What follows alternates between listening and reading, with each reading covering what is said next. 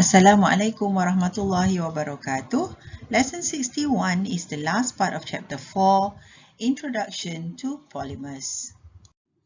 What are monomer, polymer, homopolymer, copolymer, straight-chain polymer, and cross-linked polymer? We need to give example of natural polymers such as protein, carbohydrates, and rubber. Then we want to explain the preparation of synthetic polymer via condensation or addition polymerization, and then we want to state the use of synthetic polymer. Polymer is a molecule with massive molecular mass. It is made up from small basic unit called monomer. In this figure, it is represented by these round things. Homopolymer is made up from one monomer only. You can see in the example, the monomer is only A. But copolymer is made up of more than one polymer. The example here is AB, AB, AB, AB, N. N means there's a lot of it. An example of a homopolymer is synthetic polymers of polyethylene, polychloroethylene, PVC. Whereas for copolymer, which has different monomers, examples are polyamides and polyesters. Natural polymers are proteins, rubber, and carbohydrates, but synthetic polymers are nylon, PVC, polyethylene, and synthetic rubber. Linear polymer contains monomer that is linked together in a straight chain, for example, proteins of secondary and tertiary structures. Cross-linked polymer, on the other hand, would have a folded linear polymer in a random fashion. So as you can see here, there are two linear chain, but then they are cross-linked by this X bridge. The example for these are vulcanized rubber and duroplast. To form a polymer, we do polymerization. It's a process of combining monomers, and we want to form covalent bonding between the monomers in order to form a long chain molecule. There are two types, addition and condensation. For addition polymerization, the reactants are monomers of alkenes containing carbon-carbon double bonds. We will have no elimination in this process. The empirical formula of the monomer and the polymer are the same, and this process will involve homolytic cleavage where the formation of free radicals occur, and also we need initiator, for example, peroxide. Here is a very simple polymer, polyethylene. Look at the monomer. It's an ethene. We use peroxide, and the double bond will become a single bond, and the electrons will be used to form covalent bonding with another monomer. These are the 1 repeating unit and 2 repeating units. Let's see what Madam Tipa has to say. Okay, when we have polyethylene, okay, it means our monomer is actually ethene. Okay, so we can have ethene. So ethene structure is like this. Ethene. Okay, and then we need initiator. Okay, and in this reaction we use peroxide. Okay, and to draw the structure of monomer, to draw the structure of the polymer, this is the monomer, which is called ethene. Okay, so the structure of the polymer, you just have to break the double bond. Okay, and then we draw dash bracket, and we just have to draw the structure of ethene but without the double bond. So like this.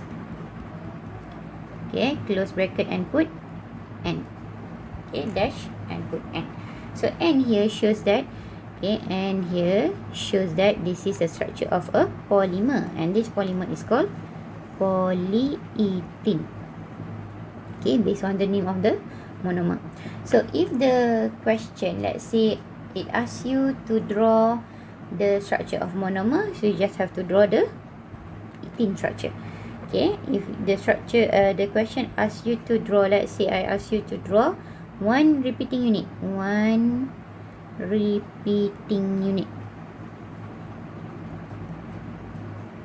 What is that? Okay, how to draw? You just have to open the bracket and you just have to draw the structure of polyethylene without the N and without the bracket. Okay, just once. Okay, like this. If two repeating units,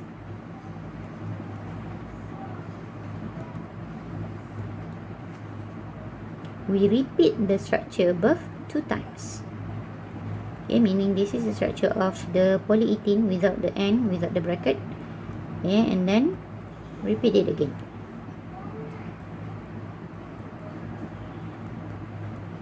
Okay, therefore this is the first repeating unit and this is the second repeating unit. Now the H here is not enough. Okay, so this is how we draw the structure of the repeating units of polyethylene.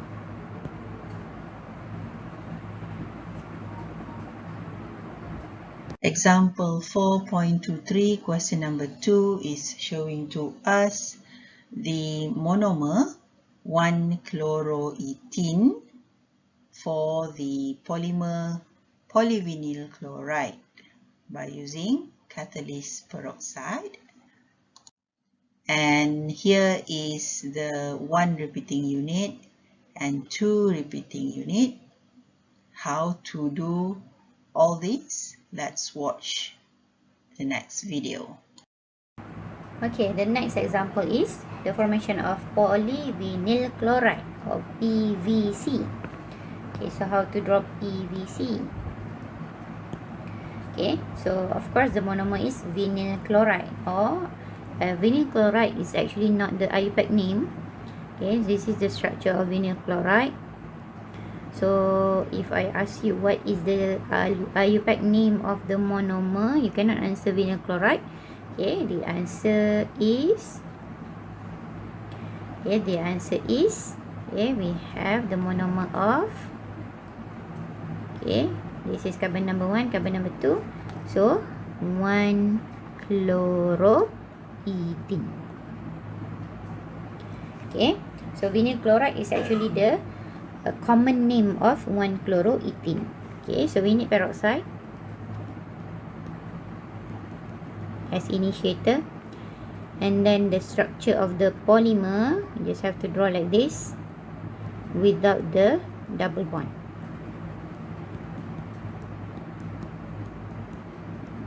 And then dash, close bracket, and N. Don't forget to put the N. If without N, that is not the structure of the polymer.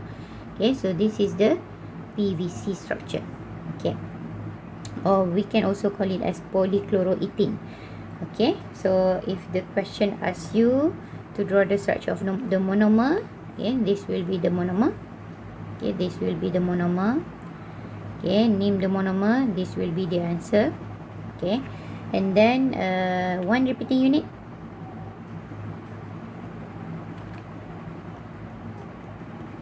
Okay, just draw the structure of the polymer, okay, but without the bracket. So just dash, and then dash C H Cl, and then C H H, not H there, H. Okay, so this is the structure of 1 repeating unit, 2 repeating units. Okay, what you have to do is to repeat the structure of 1 repeating unit 2 times.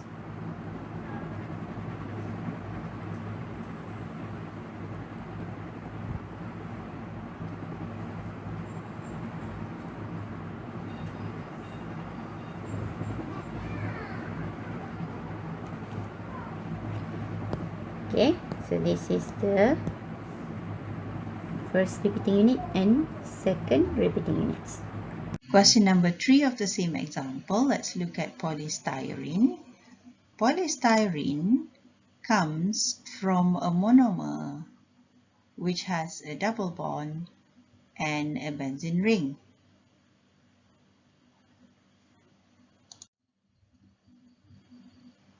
One repeating unit for polystyrene is this, and when you make it a double, this is called 2 repeating units. Polystyrene is actually the polystyrene that you use to pack your food at cafeteria. Okay, so that is actually polystyrene, not polystyrene. Okay, so how to draw how to write the equation for the polystyrene polymer. Okay, the polymer called polystyrene. So the monomer is styrene. Okay, what is the IUPAC name of styrene? Okay, let's draw. Okay, this is the structure of styrene. Okay, which has a benzene ring attached to it. Okay, and then we have to use peroxide as initiator. Okay, so to draw the structure of the polymer, okay, you just have to draw bracket, dash bracket, and then just draw without the double bond. Draw the structure without the double bond.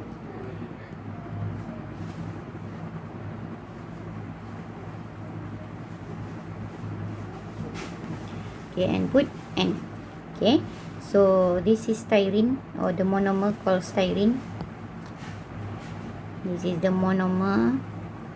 Okay, and we call it as styrene, or the IUPAC name of this monomer is actually 1-phenyl-ethene. Okay, so if you asked to write one repeating unit,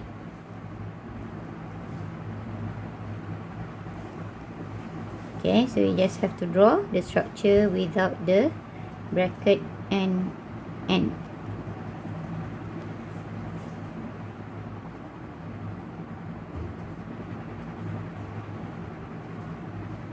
Just like this. 2 repeating units, repeat the structure 2 times.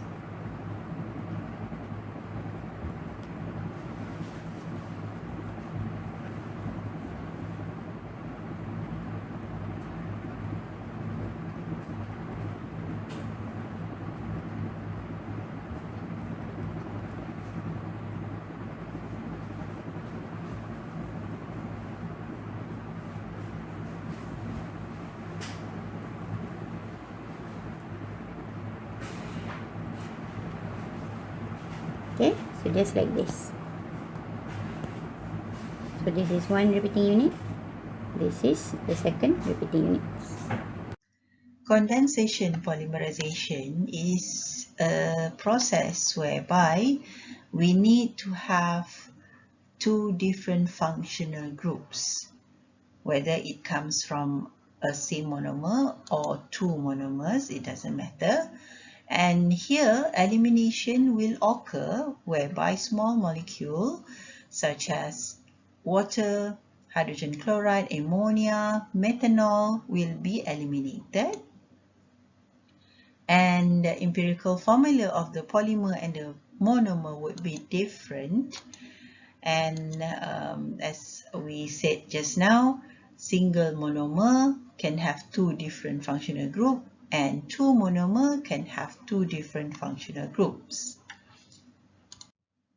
Example 4.24, nylon 6 is shown to you here.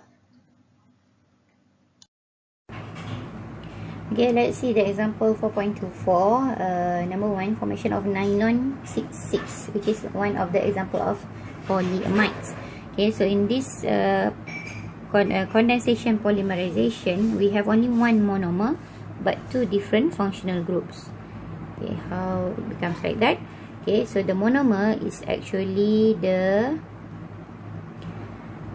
compound that is called amino acid.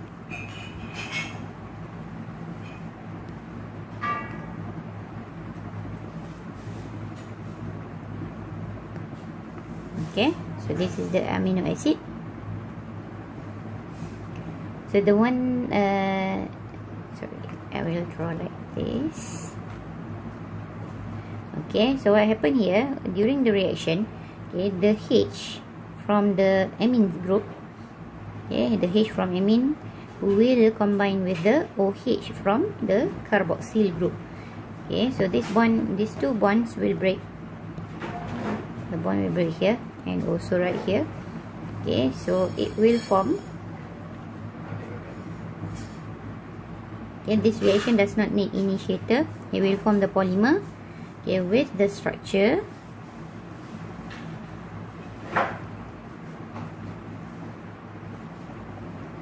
like this, and then we just put N. Okay, so this is the nylon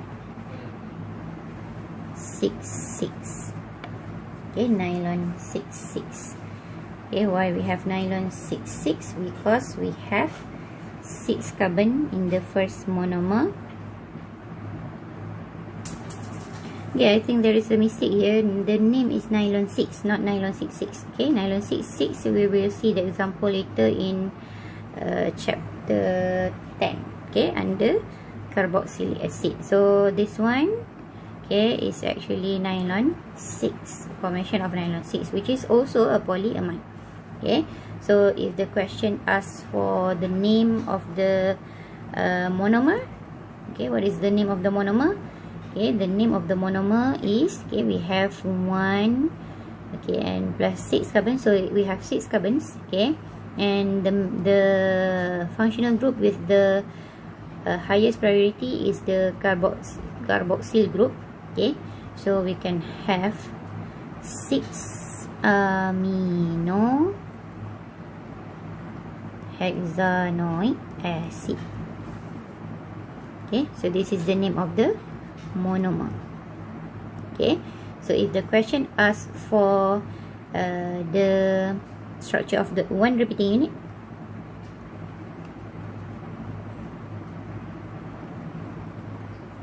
okay, you just have to draw the structure of the polymer without the bracket and without the N.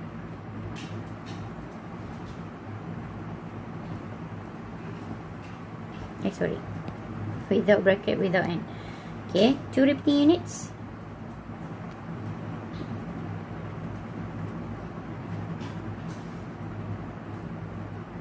Okay, we will have to repeat the structure 2 times. 3 repeating units, we repeat 3 times. Okay, but make sure you attach the carbon and it with the correct structure of the correct atom. Okay, so this one should be attached to NH. So we repeat the structure.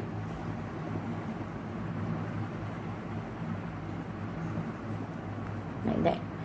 Okay, this is 2 repeating units. So from 2 repeating units, we can show the formation of this bond. Okay, so this bond is actually called amide linkage. Okay, and actually we also have a byproduct here.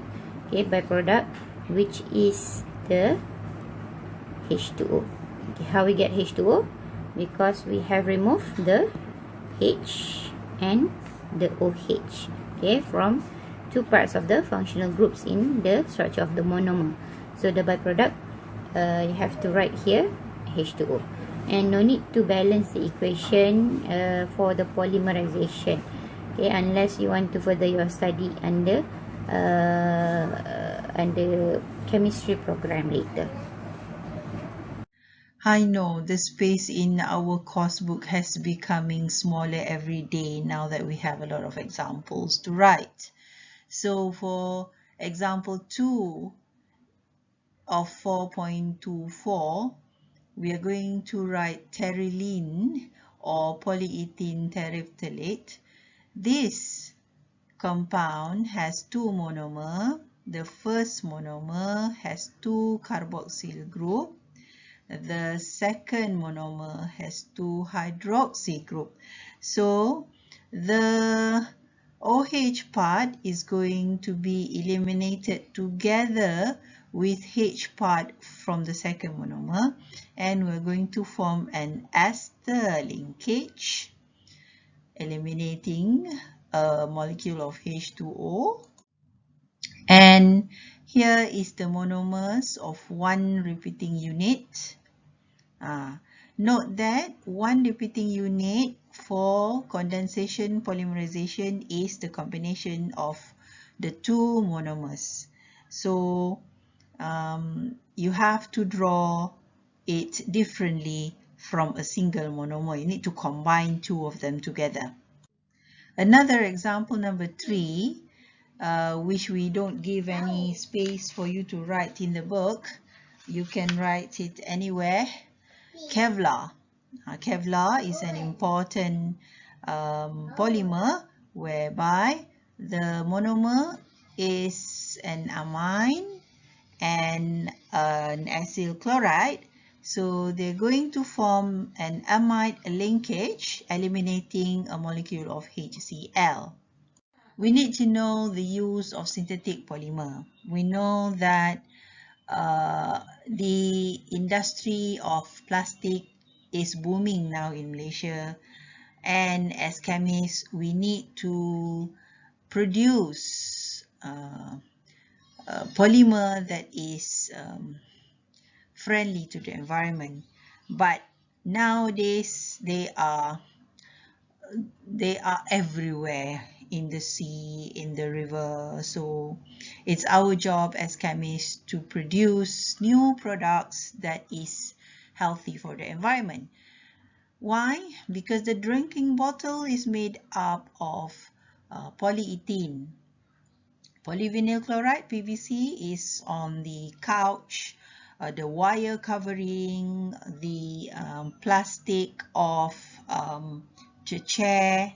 Polystyrene is used for toys, food container. Nylon 6 is the textile, the shirt that we use. Nylon stands for New York, London, if you want to know detail on the history. And then nylon 66 is used for sweater. It's a different kind of polymer. It's a bit thicker, I think. Kevlar is used for bulletproof vest. That's why it's important. Dacron is another kind of fabric, and Terrylane is a fiber optic material. Even though we have learned only a small part of polymer science, it's enough for us to understand that it is a great deal to our lives. It has replaced traditional materials like wood, metal, ceramic, leather, glass, paper, stone, horn, and bone. We don't use them anymore because studies indicate that 80% materials which we use every day now are made of plastic. Plastics are from morning till night, starting from bed, toothbrush, mugs, buckets, chairs, plates, cell phones, computers, cars, clothes. This ever-interesting growing field of chemistry is increasing its tentacles around the globe.